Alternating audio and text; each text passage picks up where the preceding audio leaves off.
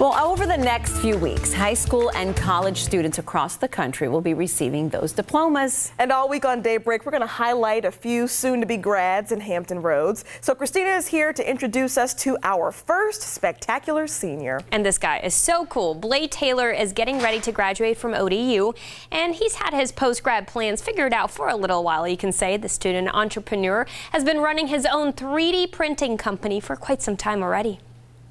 Kind of grew up, small town, doing what small town things are. He's a small town boy with a big dream. Knew I wanted to be on the forefront of things. Blade Taylor, an Emporia native, says he decided very early on that he wanted to be an innovator. I knew I was a little bit more interested in entrepreneurship, and in my endeavors to find a college that kind of fit that parameter, I ran across Old Dominion University. It's at the Strom Entrepreneurial Center that he realized his dream can come true. Less than a year after he enrolled at ODU, Taylor opened up his own company, 3D Extremes. We help individuals and organizations turn napkin sketch concepts into real products for a fraction of the cost and time.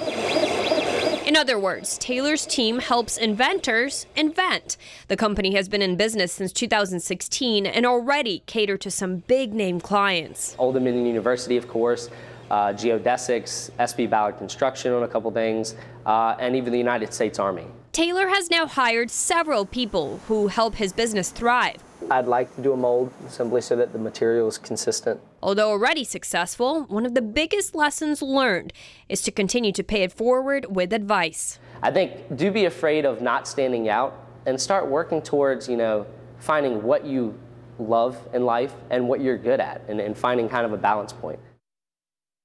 And as if that's not impressive enough, and as if running your own business is not enough, Taylor says he got an amazing job offer from an outside company. So when he graduates, he's going to be pulling some double duty working at both the companies. Incredible. Man. Okay.